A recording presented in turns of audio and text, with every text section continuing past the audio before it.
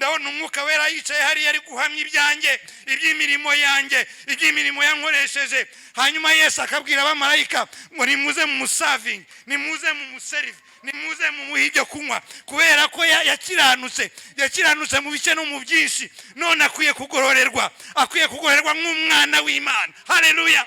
N'ibindi muzabyongererwaho nimugendera ku itegeko ry'umwuka, kugira ngo rero uzabashe kuyoborwa n'umwuka n'itegeko ry'umwuka.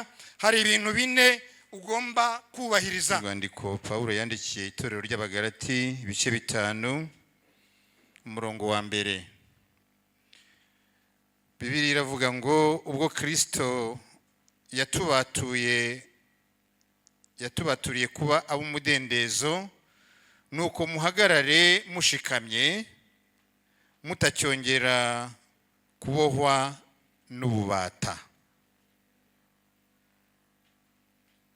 Muri icyo gice ku murongo wa 16 haravuga ngo ndavuga nti muyoborwe n'umwuka, kuko ari bwo mutazakora ibyo kamere irarikira.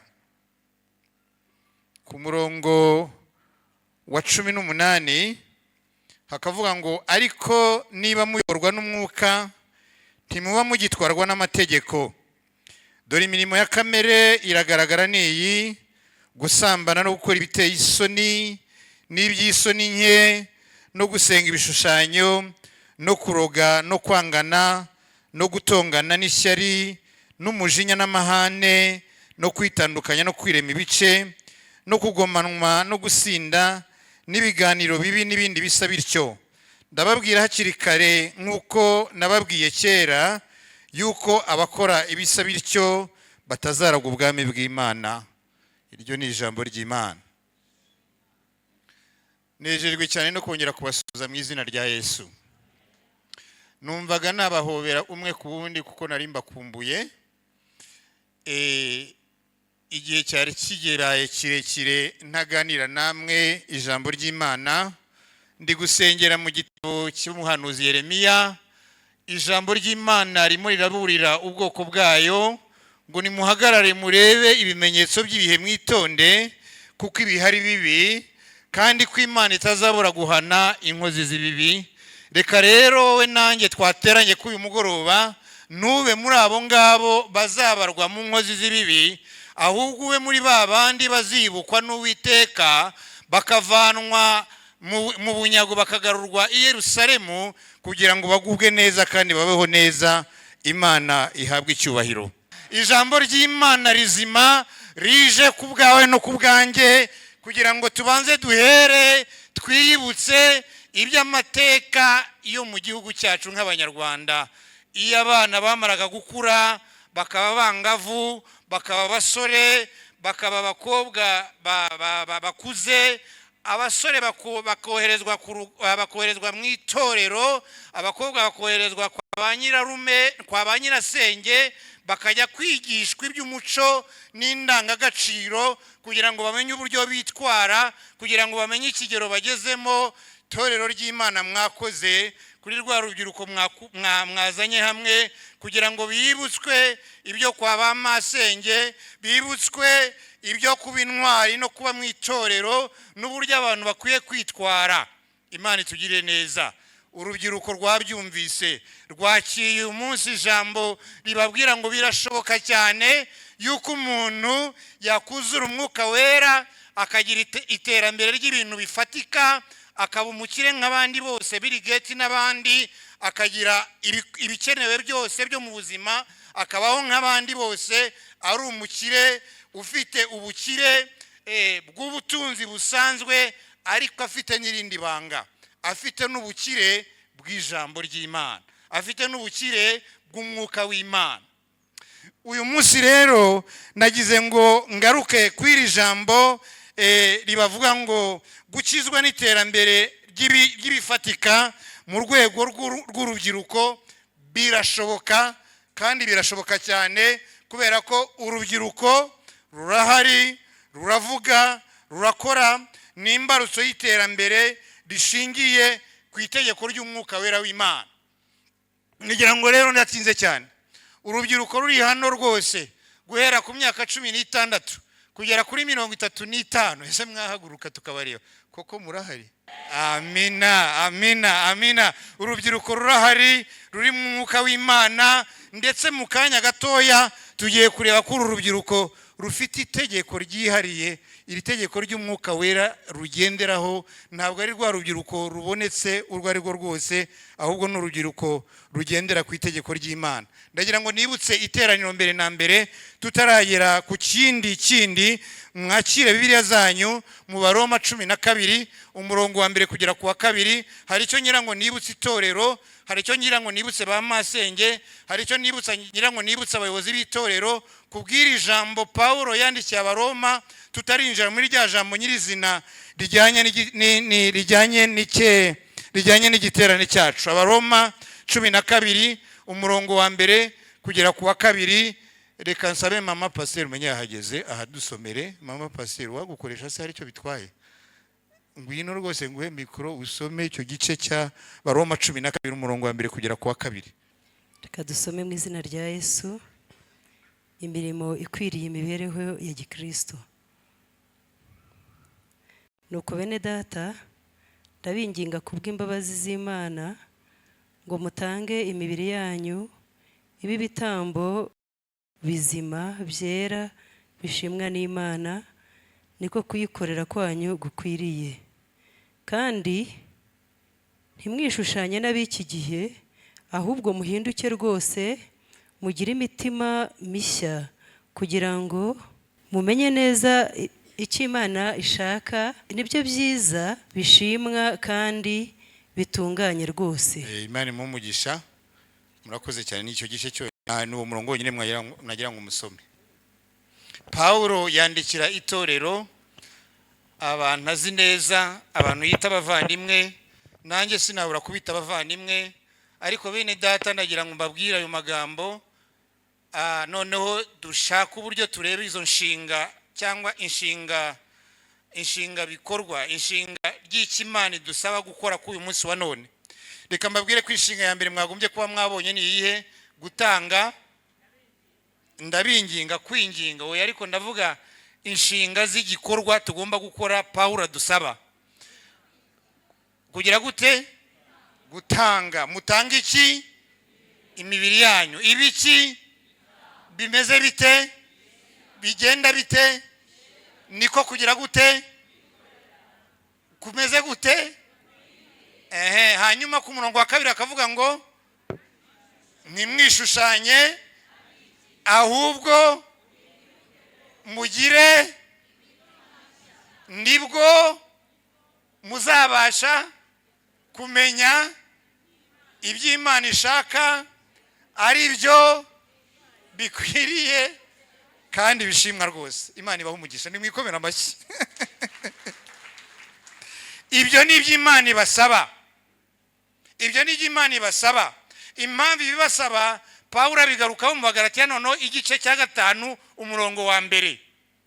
Umurongo wa mbere reka misomere. Paulo abwira abanyagalatiya ati, ubwo Kristo yatubaturiye kuba abo mudendezo, nuko muhagarare, nuko mugira mute, mumeze mute, mushikamye, mutagira gute, mutacyongera kubohwa n'ububata.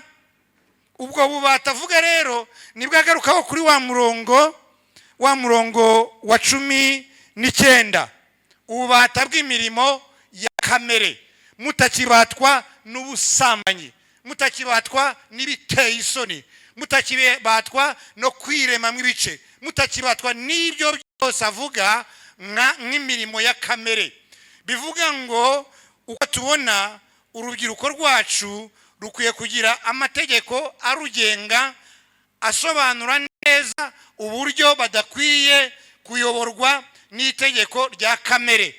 Ubwo rero uko tubizi, ikintu cyose kijyanye n'amategeko, ubuzima bwose tubaho bugira amategeko yabwo. Aho nagiye gukora vuba ngaha, icyambere nasabye nkigera muri biro, naravuze ngo amategeko agenga ngaha ni muyame mbanze nyasome, kugira ngo menye uburyo nitwara, kugira ngo menye umuco waho ngiye gukorera. mu muryango aho turi hagira amategeko ahagenga, aho tuba mu buzima busanzwe hagira amategeko ahagenga, ndetse abanyamategeko bari hano muzi neza ko mu buryo bwa law practice, uburyo bwo gushyira amategeko mu ngiro, kubera ko amategeko yashyiriweho inkozi z'ibibi, ayo mategeko abarwa mu bice bitatu.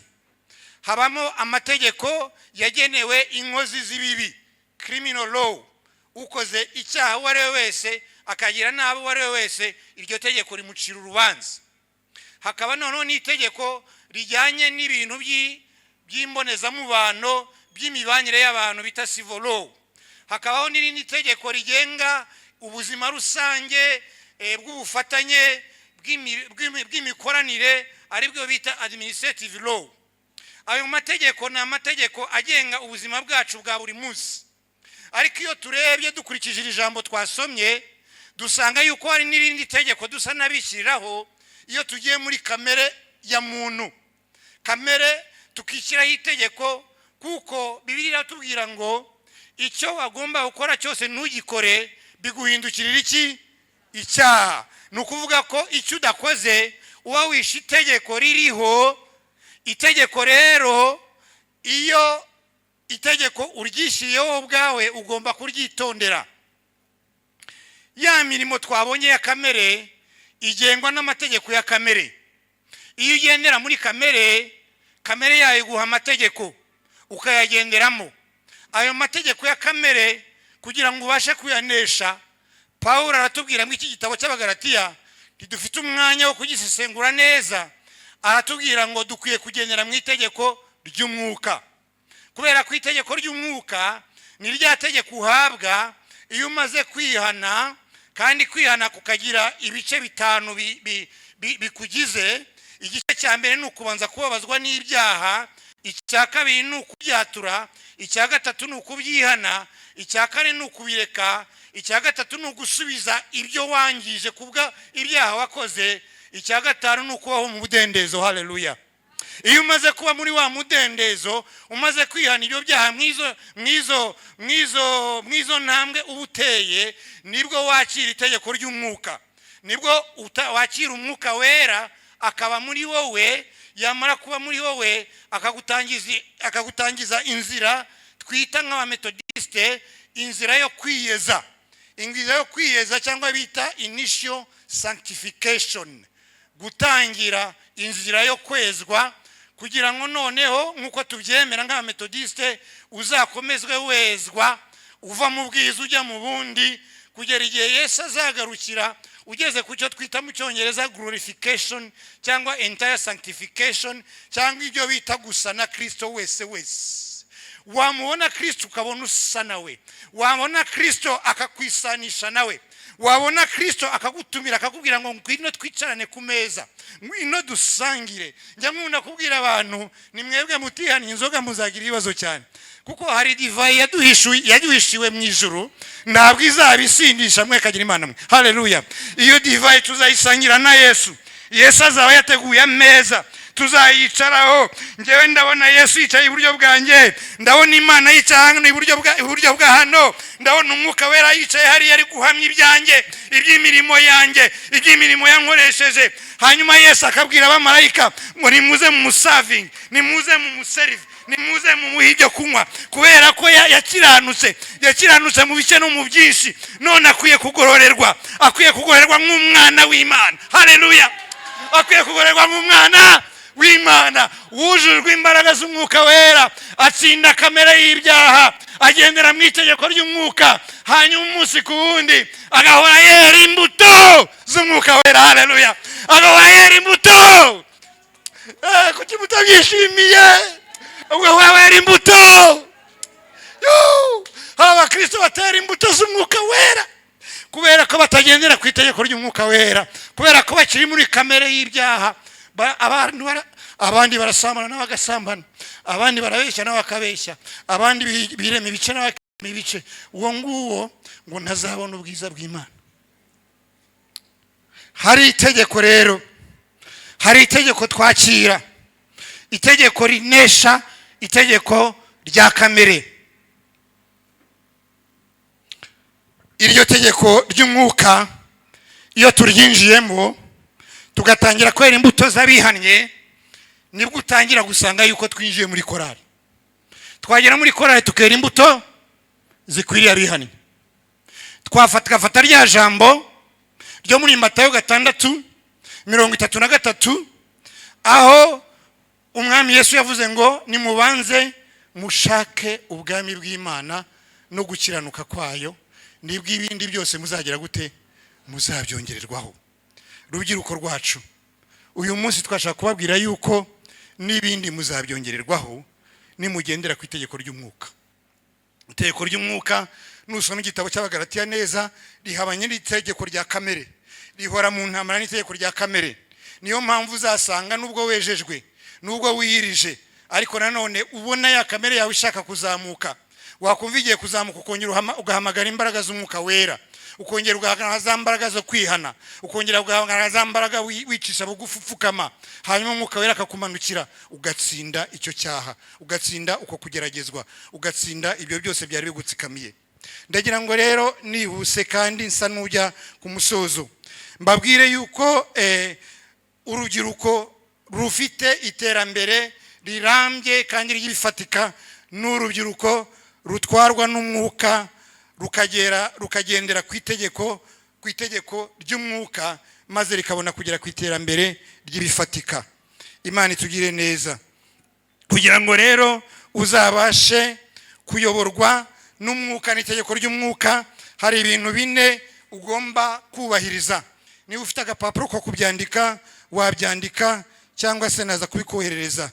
Icya mbere ni ukwemezwa gushobozwa, ni ukwemera gushobozwa n'umwuka wera, ugakizwa by'ukuri, ukemera yuko uri umunyantege nkeya, ukemera yuko utarageraho Satani adatera ibuye, ukamenya ko ukiri mu mubiri, ukamenya ko ushobora gushukwa, ukaba gushukwa n'ibintu bitandukanye, ushobora gushukwa n'amafaranga, ushobora gushukwa n'ubwiza bwabo muri kumwe, ushobora gushukwa n'abandi muri kumwe mu buryo bumwe cyangwa ubundi.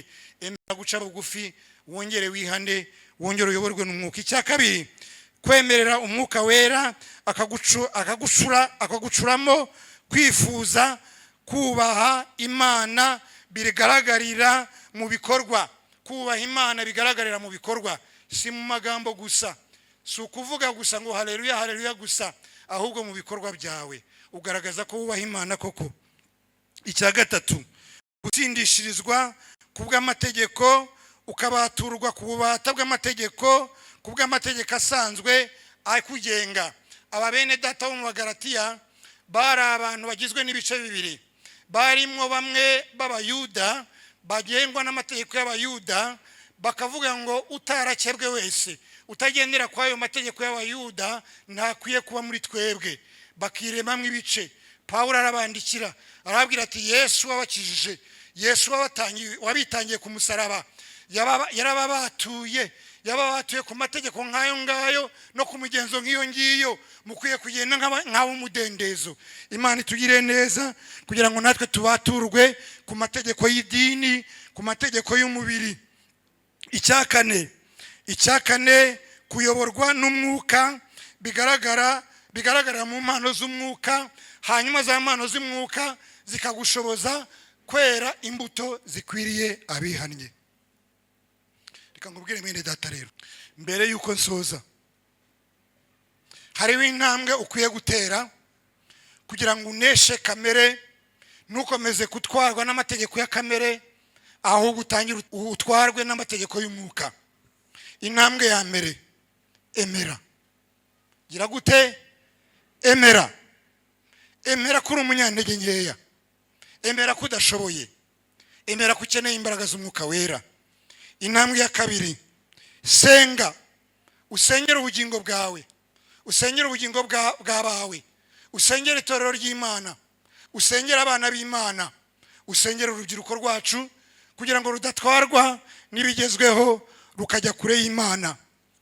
Intambwe ya gatatu, iringira Imana. Iringira Imana nizakora iki? Nizakora ibitangaza, nizakora ibimenyetso. Intambwe ya kane, kora.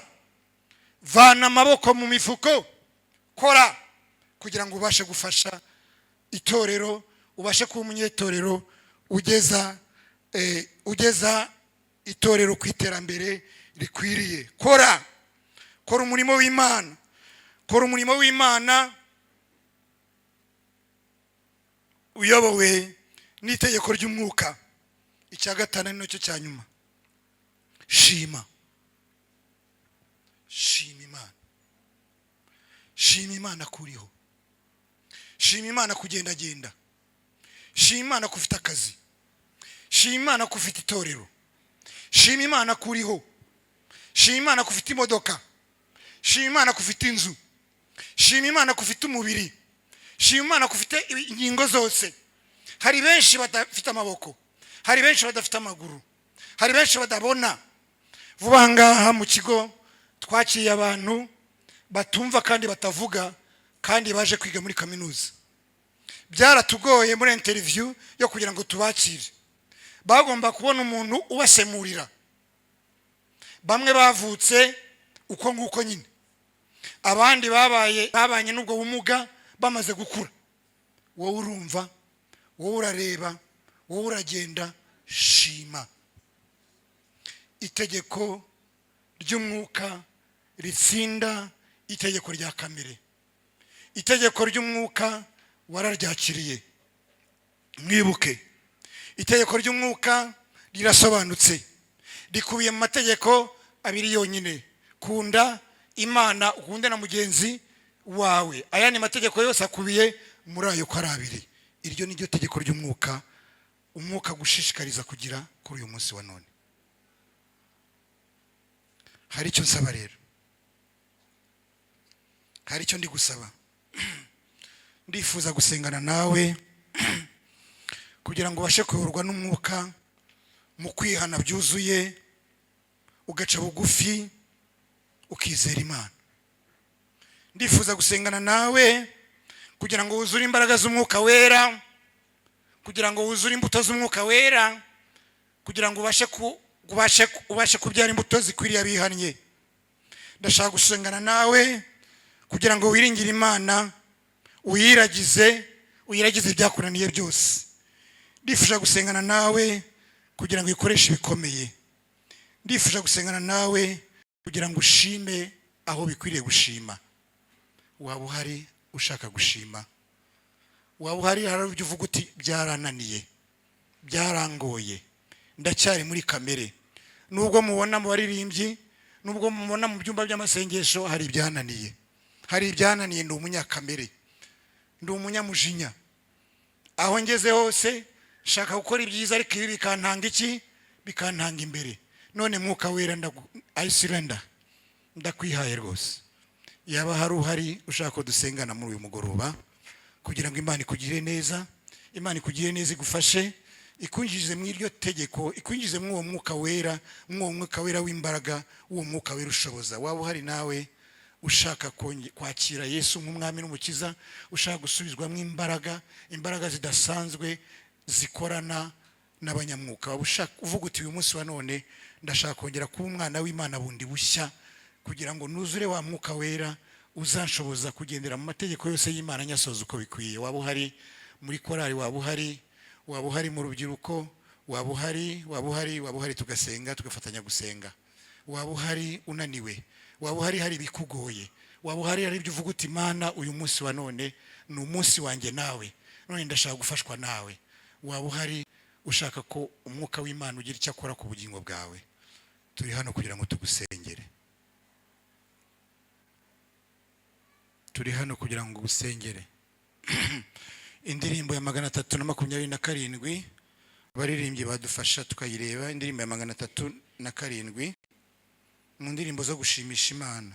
327 Mana y'urukundo twigishe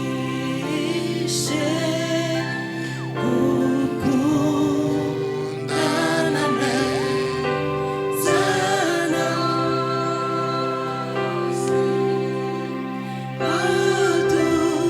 uduhabwe ibyo kurya byera